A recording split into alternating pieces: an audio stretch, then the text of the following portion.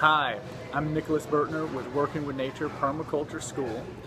I have been asked by a lot of people to go over a basics of what permaculture is. So we have come up with a really cool format and strategy on how to introduce permaculture to both novices and people who have no clue what it is, which is still a lot of people. Matter of fact, to this date, permaculture still comes up when you type it into a word program. It doesn't recognize the word. So that kind of dates where we're at right now. So we're gonna do something cool. We're gonna have this video. It's gonna explain what it is, and then later on we're gonna go on virtual field trips to get into some of the strategies and techniques, both through earth systems and people systems, that will show you what you can do. So permaculture, let's start with a definition. It is a design system, but it is also a way of living that provides for all life needs. Okay, so let's talk about that for a second. If you go to somebody and you say permaculture is a design system that provides for all life needs, what's going to happen is they're going to go, you're a little bit loony, and there's nothing on the planet that's one word that provides for everything. And I have to admit, they're probably right, especially about the loony part. Just kidding. So what we have to like really kind of change our brain into thinking is not so much one word is doing this, or one silver bullet, or one magic bullet is coming in and changing things. Permaculture is a myriad, okay? It means it's a lot of different disciplines that come together and have been constructed and overlapped with their functions to provide for everything. So this means, like, look, you're eating food. We have a current system called agriculture, which we're going to talk about in a minute, that is basically killing us, but it is a system, right? We have architecture, which is a system. We have a way of growing plants and animals. We have a way we get air. We have a way we get water. All these are systems that are kind of separate right now. So permaculture has not only connected the systems together, but it has provided a way to create no waste and live harmoniously with natural systems for every one of them. So, you know, later on we'll get into architecture. You know, what's a passive solar house? What's a thermal battery? What's a cooling tube? What's, you know, convection? We'll get into farming systems, mob grazing systems. We'll get into aquaculture. We'll get into all types of disciplines, all types of training regimens that are connected together to be called permaculture. So that's kind of the shift here. It's not so much like one word, one magic bullet, you take this pill, everything is good. Sorry guys, that's not reality. Now, once you have established these systems, this is what's really amazing. Once you've established a permaculture system, it provides an environment, a time-rich environment actually, where you go to a job or a place of employment not because you have to, right? You go there because you want to go. I mean, right now I'm at a Whole Foods meeting with Nicole, and we're going over this, and I would love to work here.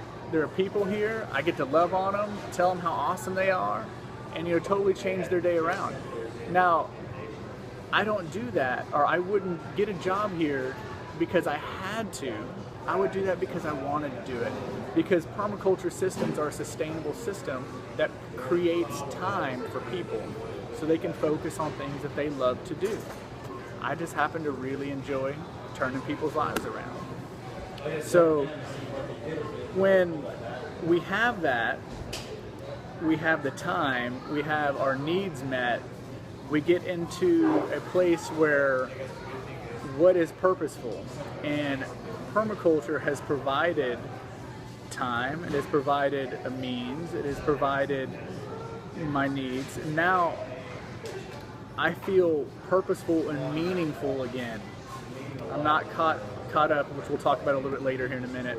I'm not caught up in a place where I'm like, oh my goodness, I'm so fearful of losing money or losing all of this, because my needs are met, right?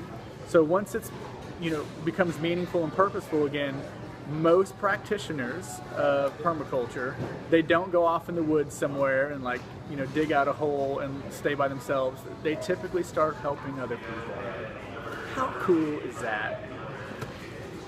Okay, so that was a very lengthy explanation of what permaculture is. Now, the deal with permaculture is it's based in optimism and it's based in positivity. So in order to really focus on that, I'm going to go ahead and start us off with some negative stuff. Know where we're at right now, okay? So for instance, guys, we're being poisoned, all right? That's just the truth. Our agricultural systems are doing nothing but creating a really poor environment to live in, to raise children in, to even breathe in. So what's happening is, actually, let me break it down like this. Let's go into how a plant eats. To really truly understand how we're getting poisoned and how we have desertification happening, I need to explain to you how a plant eats, which you may know and you may not know. A plant, in all of its glory, it eats in multiple ways. It has a deep tap root, which drinks water. It has solar panels, which we call leaves, so it gathers sun. And it also breathes in and out of its pores different atmospheric nutrients, such as carbon. But how it really gets nutrients, how it really creates awesomeness, is it doesn't do it on its own. And we could actually learn from this. Plants create a symbiotic relationship. That means they work together with fungus and bacteria. Let's stick with the fungus route right now. So a plant's root system makes a relationship with fungus, which then has a huge network, a massive network in the ground. Now, why would it do that? Well, true raw nutrients come from rocks, okay? So on the end of mycelium, which is a type of fungus, matter of fact, it is all over the place, the end of mycelium has acid tips on it. And it will go over to a rock and dissolve a bit of that rock.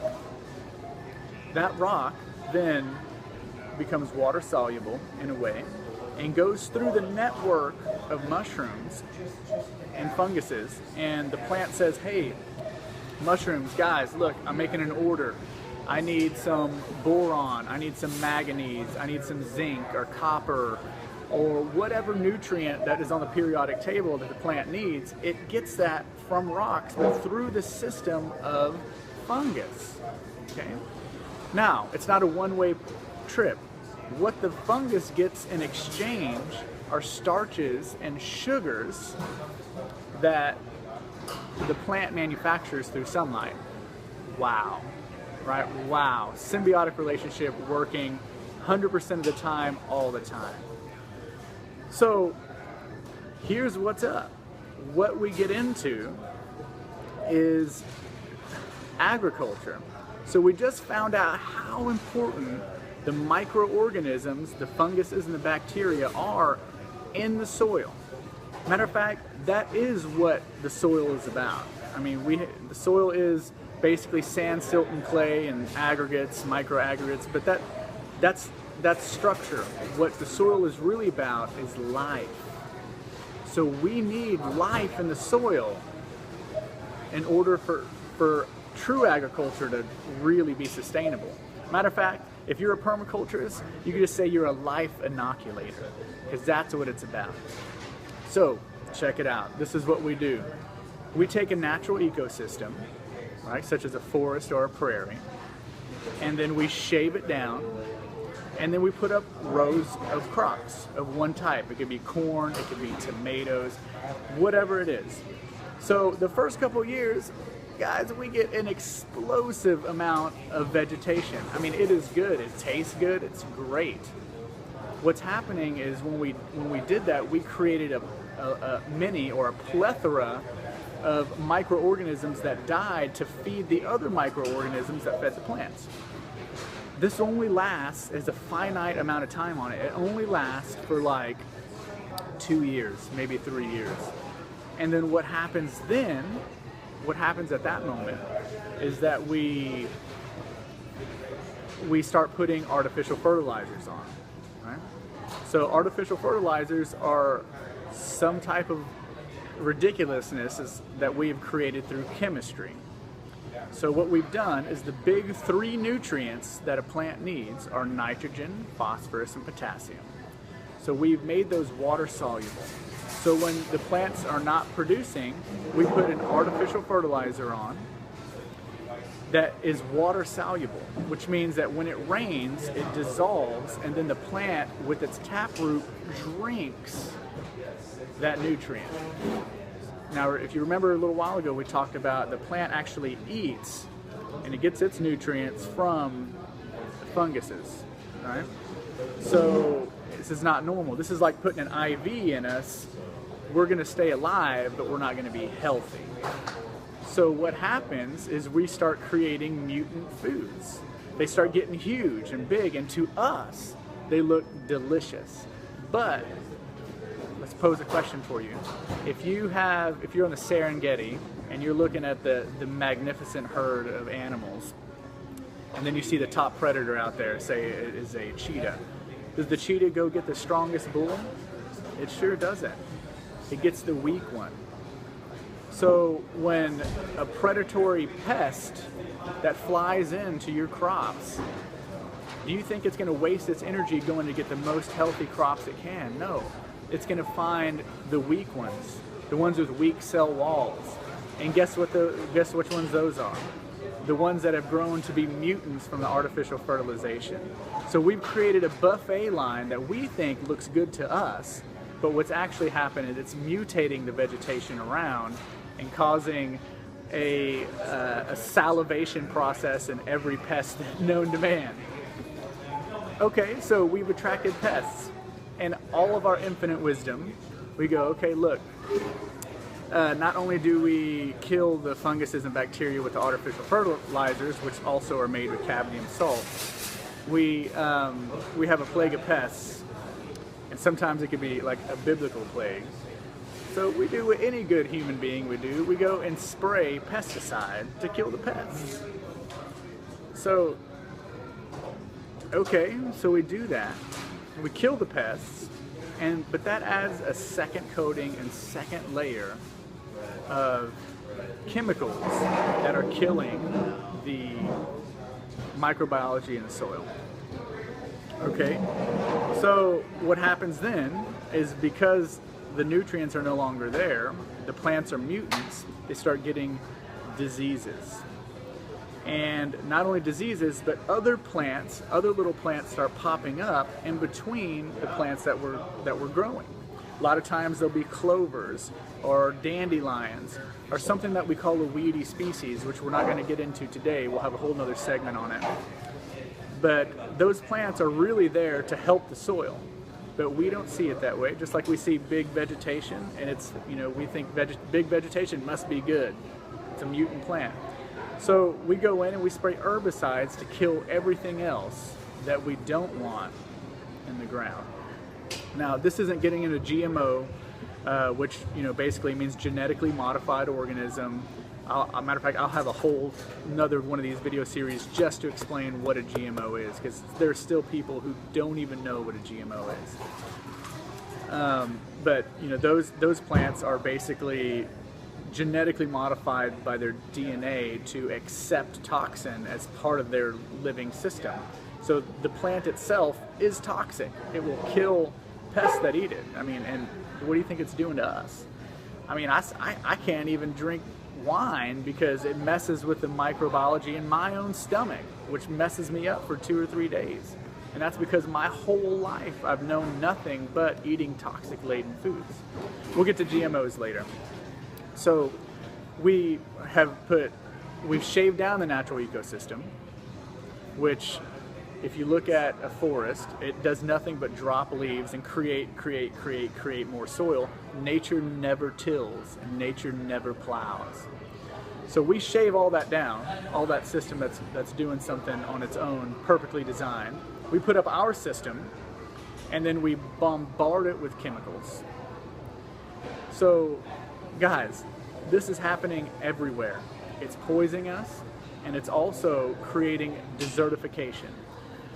And we're losing our biggest export in the United States is topsoil, and we sell it for free through the Mississippi River down to the Gulf of Mexico. Right? It is causing desertification, and that will cause major issues. Matter of fact, we've already been down this route in the 1920s with the Dust Bowl. So we've created a swale system, which we'll get into swales another time too, to combat it, but we can do so much more. So there's a big issues. We're getting poisoned, we have desertification, we have toxins in our food, we are clearing forests. Guys, look, all of our rain cycles, they come from the ocean. So in order for rain to continue to keep going inland, it needs a layer of forest, right? Trees are basically pumps. They trans-evaporate water. So we got these big cycles of rain coming in from the ocean, then going into land. If we don't have a way for them to recharge, which is the forest, we will, in essence, stop getting rain inland. Right? It's very simple, right? It's really, look, I'll hug a tree, but that's not why I'm saying this. We need the lungs of the planet to clean the air and to create more rain. We need rain for our crops. Now, why are we doing all this? Why are we doing it? I mean, this is probably the really big kicker of how much we are basically killing ourselves. We're doing all this because we fell in love with something called money. Right? Money creates debt, which creates fear. This is huge, huge stuff. Right? And now when we have fear, we don't even start treating each other right. We become competitive to where somebody's going to take my job, take my weight, and have income to give to my family. Permaculture solves this whole issue. Right? It solves it, but it's still in existence. We need to really develop an understanding of working with the systems that are already created, and then be able to work with ourselves. Okay, guys, I don't want you to think that permaculture is based in negativity. It's based in positivity. This is just giving you a framework to let you see what the issues are, a good starting point, and then from here we're going to get into really, really positive things. So I'm excited about these. They're going to be really useful. And the next videos that come out are going to be about our ethics and principles and strategies and techniques. So I'm looking forward to it. If you got comments, leave them. Let me know what you think. And man, you guys rock. I really appreciate you.